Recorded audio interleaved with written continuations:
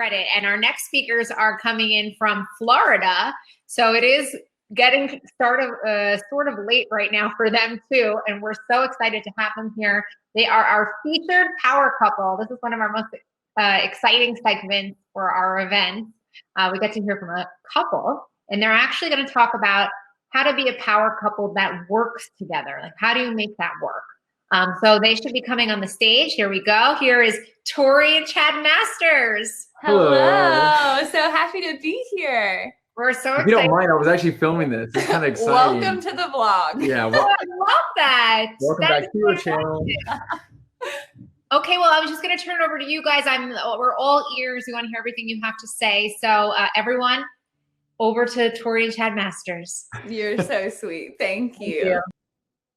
All right, you guys, we know that we only have 15 minutes and we tend to be pretty chatty. So just a quick little intro. We do social media kind of full time now, which was, we kind of fell into it. We didn't even mean to start doing it, but our why behind it is always to encourage and uplift our audience. And so it's kind of evolved as well because of last year.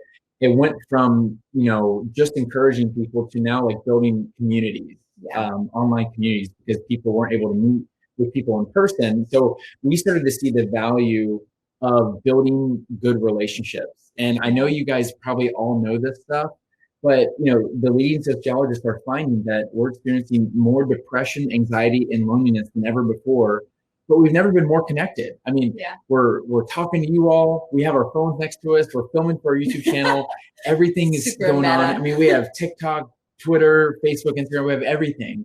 But why are we experiencing more loneliness than ever? It's because there's a lack of depth in relationships. And so Tori and I just wanted to talk just for a few minutes on 5 tips to have a healthy relationship, specifically more of a romantic relationship. But And we also are a couple that we work together and we're married. And so it can be a lot. So I'm a lot. He's a lot in the best way. But one of my favorite tips, and this is something that our pastor actually told us the day we got married, was always to assume the best in each other. And I think that can be so difficult sometimes. I don't know if any of my other ladies out there, but like one thing happens or he doesn't respond quickly and your mind just goes into this little turmoil thing. And then as soon as they text back, it's a simple explanation. You're like, oh, why did I even allow myself to go down that pathway? And so assuming the best in each other, I feel like has saved us from so much stress, I would say. Especially working together. There's an extra layer of expectations that we put on each other because like, not only are we like, romantically involved, but we're also like, coworkers. And so if we're not meeting deadlines together, that can really have impacts it can have a greater impact on things outside of work. It can impact, tonight's actually date night. So it is. This is our date, guys. Welcome to our date. Welcome back to our date. Yeah.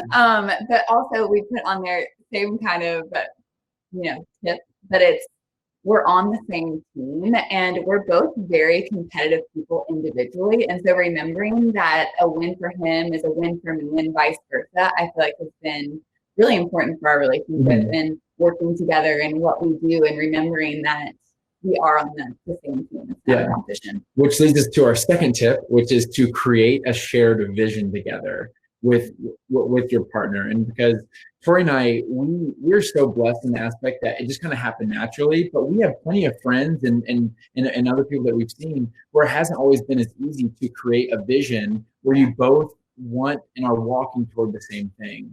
And so Tori and I fully believe in having those deep, honest conversations about like, hey, this is what I want out of my life. This is what I want my generosity to look like. This is how many kids I want. This is how I want to do with career, or this is what I want to do with my weekends. And the more open you're willing to be and the more open that you are willing to hear your spouse's ideas, you can create that shared vision together. And then after you create the shared vision. Well, I also wanted to say, you want to dream really big, but then you also want actionable steps so that you can actually see that dream come to life. And this has kind of been my word for the year, but it's commitment. And I actually last year felt like I kind of got wrapped up in almost this scarcity mindset of, well, I don't want to be disappointed, so maybe I'll just lower the bar a little bit. And then got really convicted by that. And I'm like, no, I want to believe it before I see it. And what is that going to take? Number one, it's going to take me to dream big. And then we need small, actionable steps that we can commit to so that we can see this, come to fruition. And honestly, having each other as accountability to make sure that we're seeing each other's dreams like come to fruition and like propelling each other on, I feel like is honestly such a blessing that we can do that together and that we do have that shared vision of, what we want in the future. Yeah.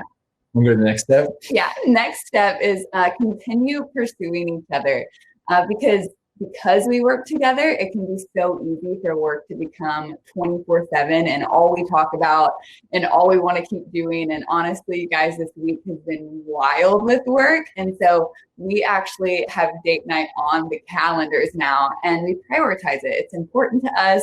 We shut our phones off. We don't work those nights. We don't talk about work those nights, and we just continue pursuing each other's hearts because you never want to stop dating your spouse because it should get better in time. You know what I mean? Yeah. And people are always changing. Tori and I read this marriage book, and one of the chapters in the book was you never marry the right person. And I remember reading that and I was just like, well, that's opinionated. I was like, that's a lot to handle. And he was like, listen, people change. Who your spouse is right now, they will likely be different in 10 years. Yeah. She will be different, if she gets pregnant. She'll be different when she's a mom. She'll be different when and that's okay. And so you're able to continue falling in love with more of the person, but you have to seek it. You have to pursue it. And we always say that relationships should take work, but they shouldn't feel like work. Yeah. And so you definitely have to put in the work. Yeah. And speaking of work, communication and learning each other's communication styles, can feel like work, but it's so effective. So our next tip is communicate effectively and know each other in terms of like how to respond. And that's something we learned the first year of marriage was like, oh, okay, when we kind of get in a tiff, I tend to shut down and he tends to be like, no, let's figure it out right now. And so learning how to fight well is very important because winning is not the goal. So communicating effectively is so important and just learning each other's styles of communication so you can love each other better and you can move forward faster. Yeah, it's definitely not about being right. It's about being loving to your spouse because ultimately that's what you would want them to be to you. And so Tori and I are really big on some of those little like personality tests. We don't know if you guys have ever heard of the 5 love languages. We definitely encourage you to check that out. Some people really like the Enneagram. I haven't really dove too much into that because a lot of my friends have like psychoanalyzed me and already put me in my little box. But anyways, there are so many things that can help you describe your personality and the way you work. And so there's nothing wrong with learning more about yourself. That way you can help your spouse or whoever you're in a relationship with, or even if it's a working relationship, help them communicate more effectively with your style. And I'll just give a quick little story about that. When Tori and I first got married, we had never lived together before we were married. And it was like, it wasn't that bad, but there's definitely some moments where you're like, oh, wow, like we just had a fight and now we're in the same room. Like we can't just leave. And so that was a new thing for us. And I remember I woke up and I was just having a bad day. I woke up on the wrong side of the bed and Tori kind of got in my face and she's trying to shake me out of it a little bit. And I do not respond to that well. No. I process internally. I want to sit down on the edge of the bed and just think until I figured out a solution and then I move forward with my life. Well, so that happened. And then later in the day, Tori was actually having a really hard day. And so the second I noticed she was off, I ran to the bathroom and I drew a bath. And then I like lit candles and got her a book and I left it there. And I said, just go in there and have your time. But what she wanted me to do was get in her face and shake her out of that mindset. And so it's funny, I treated her the way I wanted to be treated. And she treated me the way she wanted to be treated, which is great because that's like the golden rule. But we have to understand that people are different. We're all unique. And so we all have different ways of wanting to be talked to or wanting to be listened to. And so those are some great little tips in terms of like learning more about your personality and how you can communicate effectively. Yeah. And the next one is forgive fast because reconciliation is always the goal. And I feel like that kind of goes right off of communication.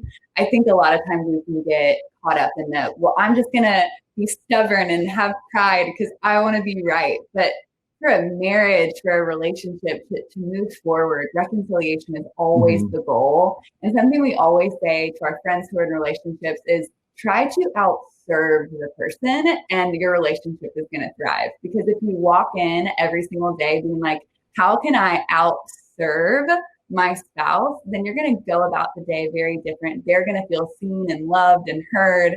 And you're also going to be blessed because it's more blessed to give than receive. And so I think it's just a really good tip for a healthy, thriving relationship. Yeah. And something Tori and I have noticed, and I think you all probably noticed as well, as a society, I feel like we're really moving in towards a period of just, it's really individual. It's very pursue your own brand, which by the way, we love. That's what we're doing right now. Hi, welcome to our brand, right? And so we're totally on board with that. But that can bleed over into so many things where we can start to look at relationships as a way to use and abuse. And we don't think we're doing that because we think that we're better than that. But we can start to look at this person as, oh, they owe me something, or, oh, they should treat me a certain way, versus, oh, I should treat them a certain way. I should go try to help them today. And so it can quickly become one-sided. And so Tori and I are really big on just making sure that we're looking at each other and saying, oh, wow, I want to choose to love this person. And I'm not looking at them just for what they offer me, but for what I offer them as well. Yeah. And yeah, it's sort of interrupt, but there's just been a few quick things on assuming the best of each other. There's something I always say to Tori whenever we have a tiff or a fight or an argument, or whatever it may be. People call them all different types of things. But I always say to her, I'm like, listen, babe, I gain nothing from upsetting you. Like literally, I profit nothing. Right now, the stock market's doing great. I'm profiting, okay? I profit nothing from upsetting you. And so I want you to know if I did upset you, it was unintentional. So I'm not saying let me off the hook, but I'm saying you don't need to hold on to that grudge as if I'm on a personal vendetta to upset you. And so her learning how to embrace that and say, oh, wow, maybe he just slipped up in that area, or maybe he said something he didn't think was going to upset me. And so I can, better empathize with him. That's something that we try to do as well. Yeah. Grace on top of grace is going to deepen your love for that person.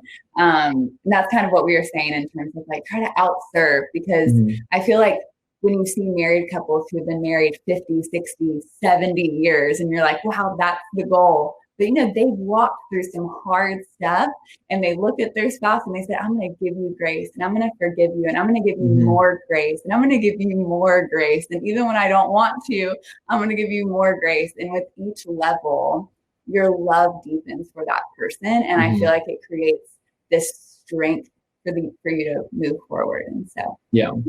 So I think those are 5 tips for a more healthy relationship. And again, just to recap, they are, you're on the same team, create a shared vision, continue pursuing each other, communicate effectively, and forgive fast. So those are things. I think we have just like 1 or 2 more minutes. So why don't we just plug ourselves right quick? All right, we'll give you guys a little plug.